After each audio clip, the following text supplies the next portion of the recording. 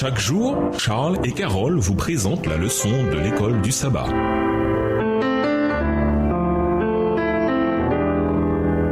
Bienvenue dans votre émission. Dieu nous parle. Nous voilà à la leçon de jeudi, la responsabilité de l'humanité. Dès que Dieu créa le premier homme, il lui offrit 3 cadeaux. Le jardin d'Éden, Genèse 2, le verset 8, la nourriture, Genèse 2, le verset 16, et la femme, Genèse 2, le verset 22. Lisons Genèse 2 et versets 15 à 17. Quelle est la responsabilité de l'homme envers la création et envers Dieu? En quoi ces deux responsabilités sont-ils liées l'un à l'autre? Genèse 2, les versets 15 à 17, l'Éternel Dieu prit l'homme et le plaça dans le jardin d'Éden pour le cultiver et pour le garder. L'Éternel Dieu donna cet ordre à l'homme: tu pourras manger de tous les arbres du jardin, mais tu ne mangeras pas de l'arbre de la connaissance du bien et du mal, car le jour où tu en mangeras, tu mourras. Le premier devoir de l'homme concerne l'environnement naturel dans lequel Dieu l'a placé, le cultiver et le garder. Genèse 2, verset 15. Le verbe avad, cultiver, renvoie au travail. Il ne suffit pas de recevoir un cadeau. Nous devons travailler pour le faire fructifier. C'est une leçon que Jésus répète dans la parabole des talents, Matthieu 25, verset 14 à 30. Le verbe shamar, garder, implique la responsabilité de préserver ce qui a été reçu. La deuxième responsabilité concerne sa nourriture. Nous ne devons pas oublier que Dieu a donné la nourriture aux humains. Genèse 1, le verset 29. Dieu a également dit à Adam de manger librement. Genèse 2, le verset 16 dans la version Darby. Les humains n'avaient pas créé les arbres ni la nourriture qui poussait dessus. C'était un cadeau, un don de la grâce. Mais il y a également un commandement ici. Ils devaient recevoir et apprécier le don généreux de Dieu qui avait donné tous les arbres. Dans le cadre de cette grâce, cependant, Dieu ajoute une restriction. Il y a un arbre particulier dont ils ne doivent pas manger. Profiter de tout sans aucune restriction conduira à la mort. Ce principe se trouvait déjà dans le jardin d'Éden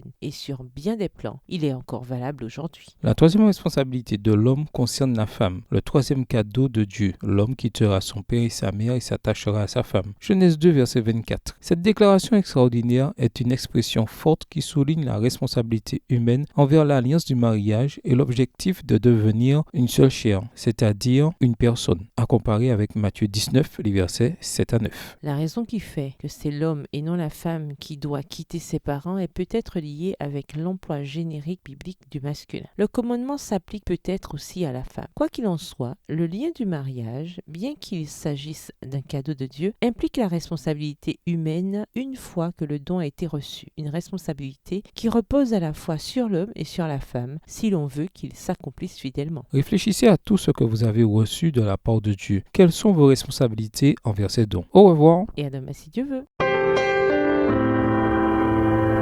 Dieu nous parle.